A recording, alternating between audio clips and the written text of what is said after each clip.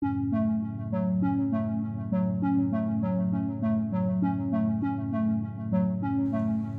mendengar nama Belanda, apa yang pertama kali terlintas di pikiran kalian? Apakah itu kincir angin, keju, sepeda, atau mungkin masa penjajahan di Indonesia? Ya, Belanda bukan cuma negara yang cantik dengan kanal-kanalnya yang romantis. Di balik bunga tulip dan arsitektur klasik, ada sejarah panjang, tantangan sosial, dan budaya yang sangat menarik untuk dibahas. Hari ini, kita akan membahas dan menyelami sisi lain dari negara yang memiliki lebih banyak sepeda daripada manusia ini. Mari kita bahas Belanda dari A sampai Z. Belanda dulunya adalah sebagian dari Kekaisaran Romawi Suci, kemudian berada di bawah kekuasaan Spanyol. Tapi pada abad ke-16, Belanda memulai perjuangan kemerdekaannya melalui Perang 80 tahun, sampai akhirnya merdeka pada tahun 1648. Masuk abad ke-17, Belanda menjadi salah satu kekuatan maritim dan ekonomi terbesar di dunia, dikenal sebagai zaman keemasan Belanda. Pada masa itu, mereka mendirikan VOC yang juga sempat menjajah Indonesia selama lebih dari 300 tahun. Tapi seperti negara lain, Belanda juga mengalami jatuh bangun, termasuk masa penjajahan Nazi Jerman pada Perang Dunia II dan masa dekolonisasi yang cukup panas setelah itu. Dilansir dari Nederlandtourist.com, sepertiga wilayah Belanda terletak di bawah permukaan air laut. Titik terendahnya adalah 6,7 meter di bawah permukaan air laut. Sementara itu, titik tertinggi berada sekitar 304,8 meter di atas permukaan air laut. Bahkan, Schiphol yang merupakan bandara utama di negara ini terletak sekitar 3-4 meter di bawah permukaan air laut.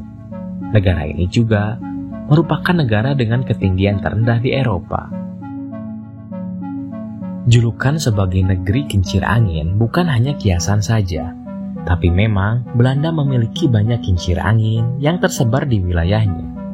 Ada lebih dari 1000 kincir angin dari tahun 1850 yang masih berdiri hingga saat ini.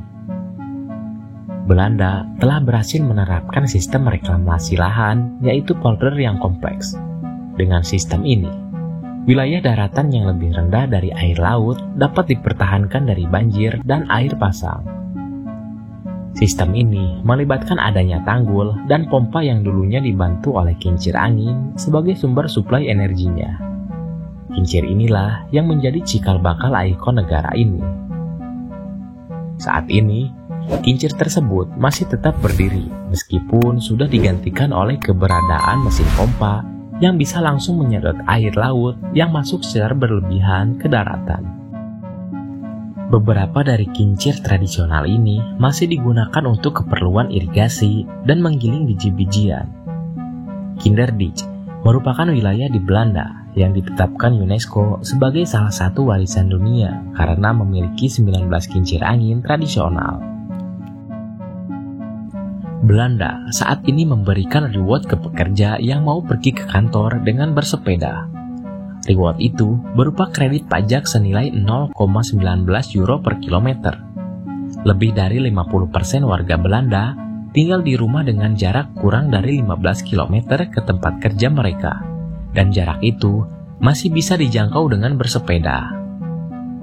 Kebijakan ini merupakan upaya pemerintah Belanda untuk meningkatkan jumlah pesepeda ke tempat kerja. Meskipun pesepeda di Belanda terbilang sangat banyak, hanya 25% orang menggunakan sepedanya untuk pergi ke kantor. Sebanyak 37% pesepeda untuk berlibur dan sisanya untuk kegiatan sehari-hari lainnya. Meskipun luas daratannya relatif kecil, yaitu sekitar 33.720 km persegi, Belanda ternyata memiliki populasi yang sangat padat. Pada tahun 2020, jumlah penduduk yang mencapai lebih dari 17 juta orang ini menjadikannya sebagai salah satu negara dengan kepadatan penduduk tertinggi di Eropa. Kepadatan ini terlihat jelas di kota-kota besar seperti Amsterdam, Rotterdam, dan Den Haag. Namun, Belanda berhasil menjaga keseimbangan antara pembangunan dan ruang hijau, sehingga tetap nyaman untuk ditinggali. Belanda memiliki salah satu sistem transportasi publik terbaik di dunia. Jaringan kereta api, bus, tram, dan metro terintegrasi dengan baik. Ini membuat perjalanan antar kota maupun dalam kota menjadi efisien dan nyaman. Kereta di Belanda dioperasikan oleh Netherlands Spoorwegen, dan jaringan kereta api ini mencakup hampir seluruh wilayah negara. Selain itu, penggunaan tiket elektronik seperti OV Chip Card memungkinkan masyarakat menggunakan semua jenis transportasi dengan satu kartu. Infrastruktur yang modern tersebut sangat mempermudah mobilitas masyarakat lokal maupun wisatawan internasional. Salah satu ciri khas Belanda adalah sistem kanalnya yang luar biasa. Kota Amsterdam misalnya memiliki lebih dari 100 km kanal yang dihiasi oleh sekitar 1.500 jembatan. Kanal-kanal ini awalnya dibangun pada abad ke-17 sebagai bagian dari strategi pengelolaan air untuk melindungi negara dari banjir dan mendukung aktivitas perdagangan. Saat ini, kanal-kanal tersebut telah menjadi daya tarik wisata dunia. Wisatawan dapat menikmati pemandangan kota dari perahu yang melintasi kanal. Belanda ternyata bukan cuma soal bunga dan sepeda, tapi juga punya sejarah panjang, tantangan masa kini, dan budaya yang unik. Jika kalian mempunyai pengalaman ke Belanda atau mungkin mempunyai pendapat tentang sejarah hubungan Indonesia-Belanda, tulis di kolom komentar. Dan seperti biasa, jangan lupa like videonya, subscribe, dan aktifkan lonceng notifikasi supaya tidak ketinggalan konten menarik lainnya dari berbagai penjuru dunia.